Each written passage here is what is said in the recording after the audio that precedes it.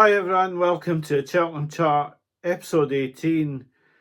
In this episode I'm going to go through a few of the races on the first couple of days that I think are quite open, and I'm going to go through my journey of Cheltenham Chart when I started with very few subscribers, the betting out the bank, the mishaps I've made, the bad mistakes I've made, the how my selections have changed, etc., the value you can get these days compared with when I started, and all those sort of things.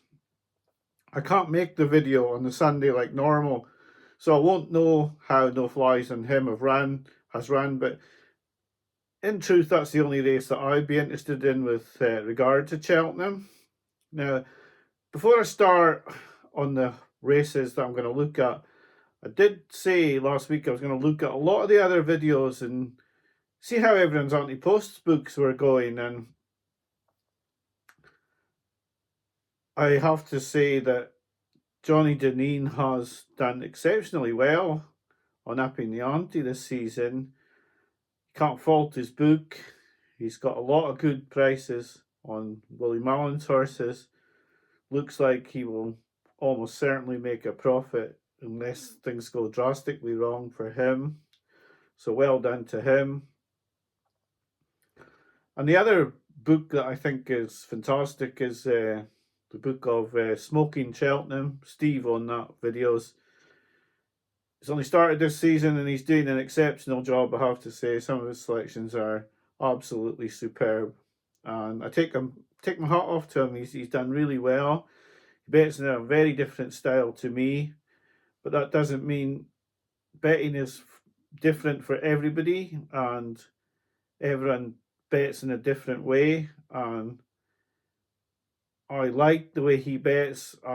It's difficult for me to bet like that with very few accounts now, but he's got some great selections. I think he'll definitely make a profit. I think for my viewers, people that are looking for other people to watch, he's definitely worth a watch. I think he's got a great book of bets. So I'll just get on now with my thoughts on the Arkle, the National Hunt Chase, the Ballymore and the Browns, and then we'll get on to the bit that most people will probably turn off on when I go through my journey on Cheltenham Chat. So we'll get on with all of that right now. So the Arkle has become just a minefield at the moment. Marine Nationale, can you really back this horse after that run at the Dublin Racing Festival? For me, I can't. That's just me. Other people would think better ground and he might get away with if he has a slight breathing problem, which I do think he has, but I mean, that's just purely my opinion, of course. And that's all I can give. I wouldn't be for Marine Nationale. I'm not really a fan of Il Était Temps, and it's cost me in the past, and it may cost me in the Arkle too, but I wouldn't have him for this. I think I would bet £1.50 over Il Était Temps. I think over a furlong less, he'd hold Il Était Temps. I thought he would hold him in the Irish Arkle, and he didn't quite get there. Facile Vega, I have a feeling he's still going to go here. That's just my opinion, of course, but like I just think Willie thinks he can win this, and he's maybe. It's like the beautiful girl, I think, and Willie wants that beautiful girl for some reason, and he's intent on getting it. And I think he wants to win the Arkle with this horse. And although a lot of people think he'll go up in distance, I personally don't. I think he might go for the Arkle. His form at Cheltenham is better than at Leopardstown. There's a chance he could win the Arkle. I personally like Blood Destiny, but I don't like the prices on the exchanges. They're not saying that they're going to run here. Hunter's Yarn, they did mention the staying in Ireland with that horse, which is a bit, well, I'd be disappointed if he did, to be honest with you. Calixolos has got a chance, a Cheltenham winner in the Triumph, and was flawless in his jumping. And of course, the big horse that's come back into the running, along with the Iroko for the Turners, is in the pocket, and he gives you the conundrum of can he win after only one run and coming back from an injury problem. It's hard to say, isn't it? It's not one you'd like to call. You'd like to see the vibes. I mean, I don't think Henry would run it if he didn't think he had a chance. He is really the one that sticks out as one that you just don't know, the imponderable. JPR1, I just didn't like the way he stopped at Lingfield. I love his jumping. His jumping's superb. But yeah, that stopping, he worries me. I don't know. When I got into my head, I'd still be struggling. I don't know where I'd go. I think, and if someone had a gun to my head, probably I would just about go with Founder 50, but it would be with absolutely no confidence, and I'd be expecting the trigger to be pulled, to be quite honest. The National Hunt Chase, I was never really a big fan of Embassy Gardens, but there's nothing that you can say about his runs this season to find fault with. He's jumped really well. Now, maybe the form isn't the strongest from his 2 wins, but he's looked really, really good. I do see a slight drift on him in exchanges. I'm not really sure about him. I think he's the strongest Mullins candidate, and I think Patrick will ride him. So that'll mean that he'll be a strong favourite. But you've missed the boat really on the price now. He's about 7-4 non-runner, no bet. Would you get about 9-4 on the day? And is it even 9-4 value? I don't know. Meeting of the Waters could come here for Emmett Mullins. He stayed on strongly to win that big handicap. He's a horse that you wouldn't discount. Then you've got Gordon's too, of Salvador Siggy, who's been forgotten about because he hasn't run for a while, but he's run to 150 sort of mark. I think 3-card Bragg's been a bit dismissed in this market because he was beaten by Monty Star, but as I get onto Monty Star in the Brown Advisory, I have a feeling he could be a lot better than people are giving him credit for, and it could be that 3-card Bragg could be the one who's sort of lurking in the background. He's always looked like he needs a strong test. So the worry with them all is Embassy Gardens, for me, he's a little bit short. Salvador Siggy, he's got good festival form. Is he quite up to winning this? He's a decent price. 3-card Bragg. If the Monty Stars form's good, I should really fancy him. Meeting of the Waters has got good handicap form, but he was off a low mark when he won. And there are others to come into the mix as well. So it's a very difficult race, and that's why I've got no real hard and fast opinion on the race at the moment. But I really would like to have, because I think that's another race where if you had a big opinion, you could really go in. But when you look at those 2 races, and then you look at the fact that you've got the Ballymore price at the moment, unless No Flies on Him comes right short tomorrow after winning, and he's only got 3 weeks before the festival if he does win. But Ballyburn's going to be short. You're going to have Constitution Hill being short. Then you're going to have Lossymouth being short. So when you take in the Arkle being very difficult, and you also take in the National Hunt Chase being difficult, and the Boodles, which I don't know, but I never get it right. So I'll be looking at one race for a bet on the first day in the Ultima. So yeah, it's going to be quite difficult to find a bet in that race, but that means that restricts you straight away, because you've got the 3 odds-on shots that you don't know what you're going to do with. I have never really fancied Ballyburn as a bet in the lead-up to the race, so I wouldn't have backed him anyway. Lossymouth I talked about last season as a possible bet for the mares, and I probably should have backed that up with hard cash, but when she moved from 7-1 to 5-1, I took a back seat. I backed it personally, but I didn't put it up for the videos. And her odds just came down and down and down while she wasn't running, and then she won, and now she's 8-11. There's no point in going in on that. Constitution Hill's never really been a backable price for me.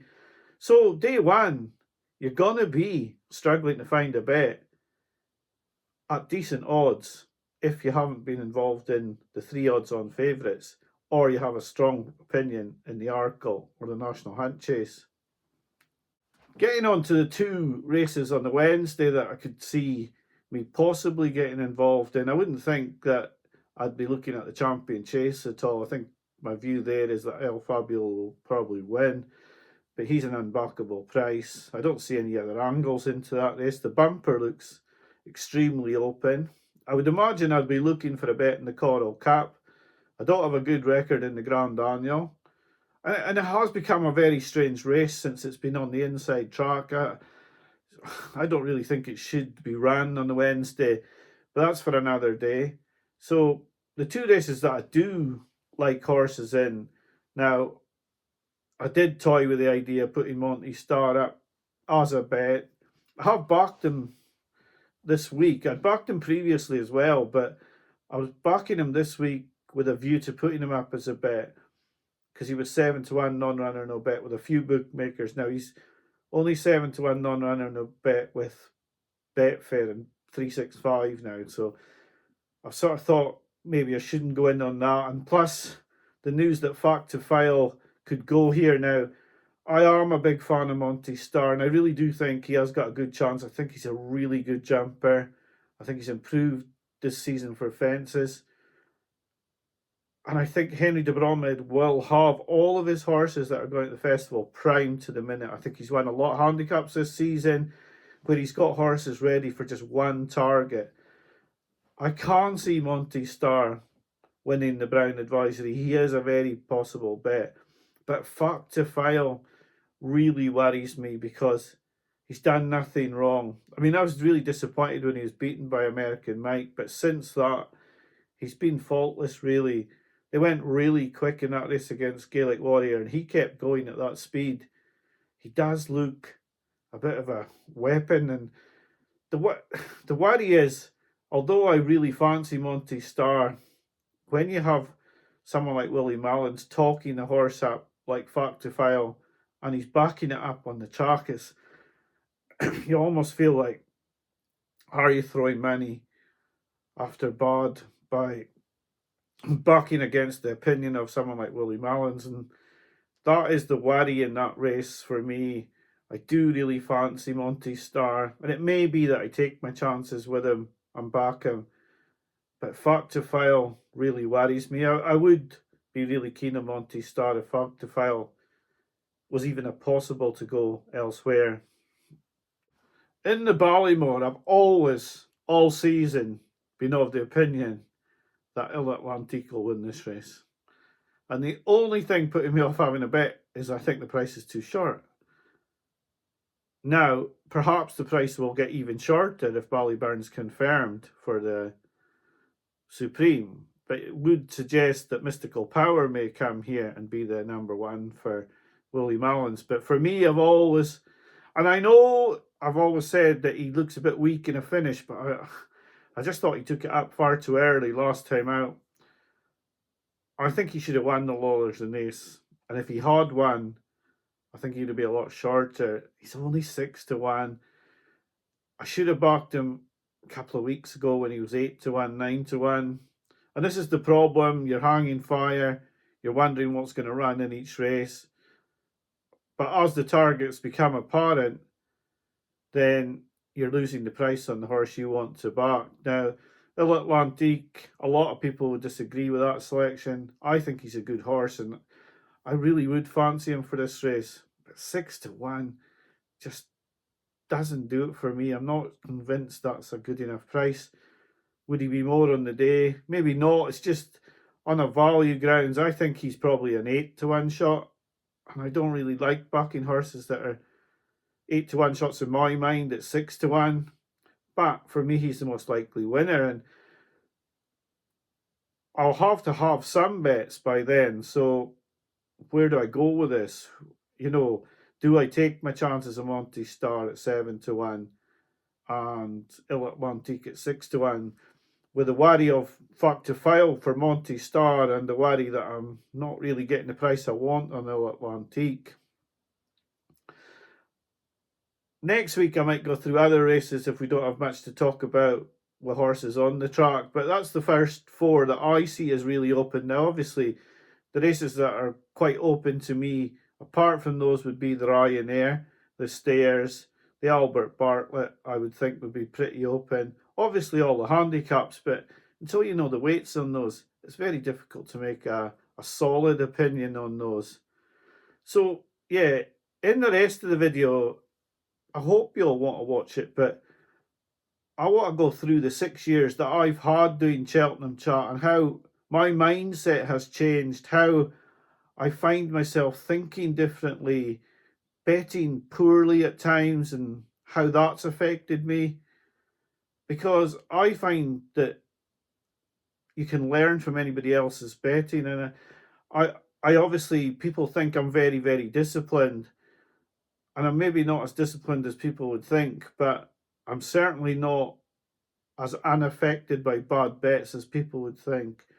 And I do get into a poor mindset at times about my bets, and people have said, "Oh, just don't take it so seriously." But I take it seriously for a reason. I want to win, but I don't want to look silly when I'm making the videos as well. And I hate putting up bad bets that other people may have followed. Now, that might not be the right mindset, and maybe doesn't, isn't how most people would feel, but it is how I feel. And so I'm just going to go through the 6 years that I've had as quickly as I can and just give you an idea of what I feel when I'm putting the bets up, how I've felt through the journey of, the first couple of years being really good, and then a couple of years where I've really struggled, and how that's affected me as the bets have progressed in that year by putting bad bets and putting myself under pressure, how I felt. So I'll get onto that in the next section of the video. So the first year was just 2 videos. It was one video putting all the bets up, and then a video when I'd come back from Cheltenham that was put up just before the Friday's racing, because I only went for the 3 days. And it was 6 bets that were put up. They were actually all non-runner, no bet, but I included one not non-runner, no bet. I took the money off even though the horse didn't run. But every horse was placed. We had an each way double, Petite Mouchoir and Tiger Roll, then singles on them both. And we ended up, we were £147 ahead with the bet on Mike Bite to go. And yeah, that was fantastic. He ran a great race, but he was beaten into second. But I felt that was a great start and went into the year 2, it was still small numbers of viewers, small numbers of subscribers, and didn't really feel much pressure at all. And yeah, started really well. The bookmakers then were a lot easier to bet with. It was easier to get odd. You weren't being restricted all the time. I mean, I'd put a couple anti-post bets, but on the day's bets, the first bet I put up was £25 each way in Classical Dream at 5 to 1, 7 places, because that's the sort of things that they were offering you at the time. And he won easily, and then I had £60 any race on top of the game, and he won. But you'd never get that price now, any race at 5 to 1, not long before the festival. The horse was only 6 to 1 for one race and 11 to 2 for the other. You'd never get that price now. That would be 3 to 1. But in those days, you were getting good prices. You could take advantage. And then, of course, we had the county hurdle winner, Chitabello. And that was, I thought I was walking on water, a bit invincible. I knew, obviously, I've bet for a lot of years, and I know you could get beaten at Cheltenham, and I think that might be coming this year, but who knows yet. So, yeah, it was feeling pretty invincible. And the next year, it started again, and Honeysuckle won in the first race that we'd bet in the mares. And yeah, it was all looking really, really rosy. And then we went on a big run of losers, probably that a lot of people didn't notice because there wasn't a lot of viewers. But because we'd already had the first winner on the first bet of that season, it took till the last bet on the next season for us to have the next winner. So the third year we got out with a profit just because of Kilfallen Cross coming second. And that scraped us over the line. And after 2 really good years, we had one where we just scraped a profit, but it was nothing compared with the year after. And we had good anti-post bets. 1. The rest were terrible, and I was under a lot of pressure that year. I was starting to feel really bad as that festival started to progress. I had a lot of non-runners, and then the big bet ran. I had anti-post, and I was fairly confident about that, but my confidence was being dented as Sir Gerhard got transferred into Mallin's yard, and I almost felt like they let it win. The round town and gave Kilcrat was absolutely shocking. And my confidence just collapsed from that. I'd put some bad anti-post bets off to go with Kilcrat, which was a really good bet, and I started to feel I'm going to lose here. This is the year I'm going to lose. And I was really down about the bet on Kilcrat, and I didn't really have a whole lot of time to study. I didn't know where to go to get the winner, and I had been speaking to people who'd said that, you know, they really fancied Mount Ida, and I'd watched her races back, and I just felt like I'll be honest, I rolled the dice a little bit on her. I had bets anti-post on Allaho, but his price was poor by the time it got to the day, and although he was 72, I put the bet on Mount Ida, hoping to wipe out all the losses that we already had incurred that year. And after watching Allaho bolting and never having a minute's worry, I sat down to watch Mount Ida, hoping that we'd get the winner we needed. And she went to 1,000 in running as she jumped so poorly in the first mile of the race, and it looked like an absolute hopeless case. And I was surprised Jack Kennedy didn't pull the horse up. But, you know, she got up, and I felt an unbelievable relief that season that I'd made a profit. And I realised then that, you know, this winning run, I was taking a little bit too seriously, but I couldn't help it. So after 4 good years, I was wanting to hang on to this winning streak. I really felt like I'd done really well to get this far, winning every year, because that's not easy. And I was sort of thinking, I won't play any anti-post bets off this year. I'm gonna see how I go. But no, I couldn't resist the porting to one tell me something girl when she was beaten, and so sort of I'd cooked my goose. I had to keep going. I had to start betting out the bank again, and she was a good bet. I was intent on having good bets after having so many poor ones the season before, and you know I didn't want to put myself in that position again. And then I had a bet on Vanillier and the Nice Guy. And they were the 3 bets I went into Cheltenham with. But this was the year where it really started to show how you can sort of fall over, start making mistakes, and getting yourself into trouble. And tell me something, girl, for me, to my grave, I'll say she would have won that Mare's Hurdle and when she was brought down. And I went from, you know, a place where I would have been in profit before I started the festival virtually with the first bet winning and like taking the bank into profit. Suddenly she was beaten in, you know, I went from like absolutely cantering to I'm beaten, and now that's the first bet down. And before I knew it, Vanillier was the second bet, and he was down, and there was an each way double that I'd done on the first day, and that was down. I then did the daily video for the next day and picked 2 for the Coral Cap. But when I put the bet video up, I picked Dashdale Bob, who ran a cracker to finish third at 20 odd to 1. Except the other horse I selected was the 51 winner, Commander of Fleet. So, of course, my personal betting was doing fine by now, but the videos were in a bit of strife. And I was starting to wonder, how do I pull this round? Poor selections on the Thursday, and then I was really in the doldrums. I didn't know where to go.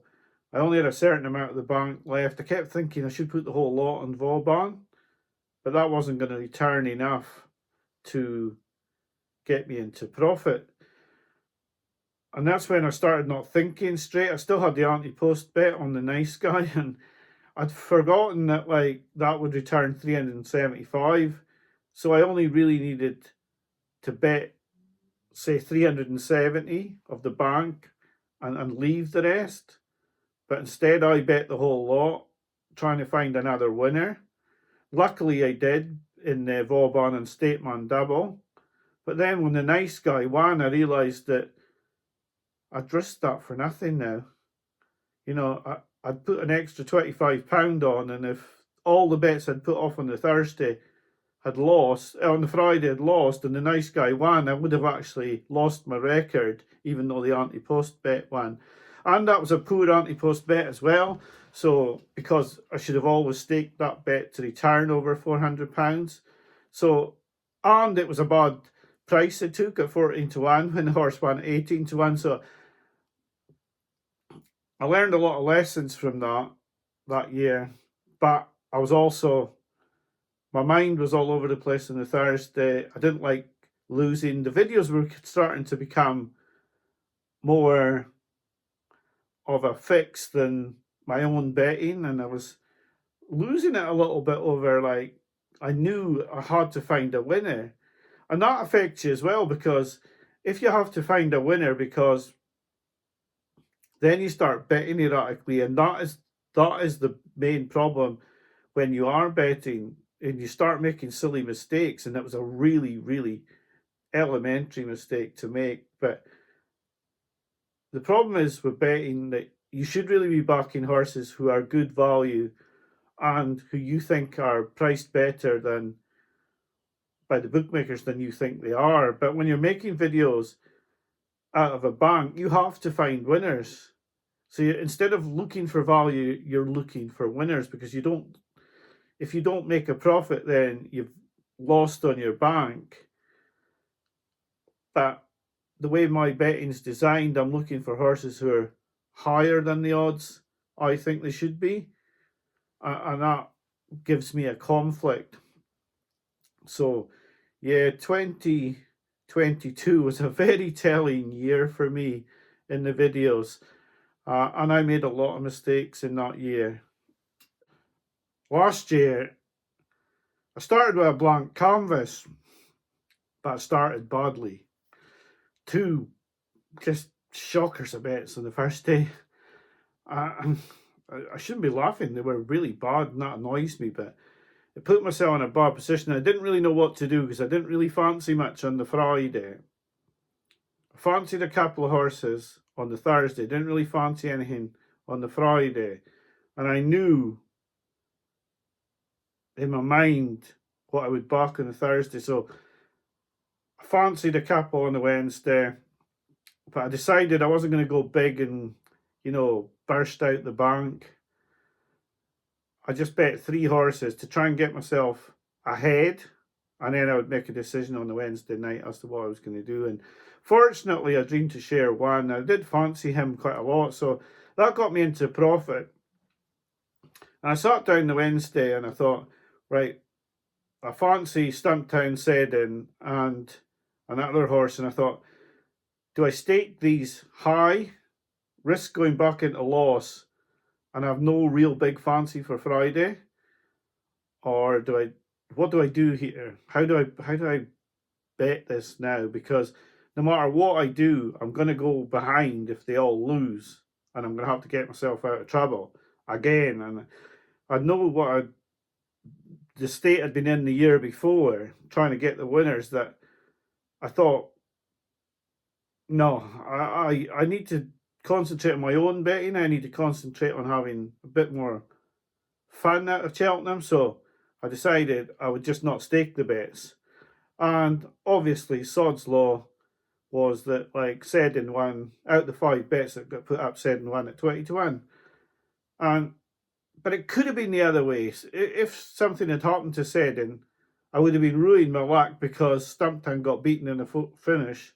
He would have got us through for the profit. But the Friday bets that I didn't really fancy any, and they didn't run well.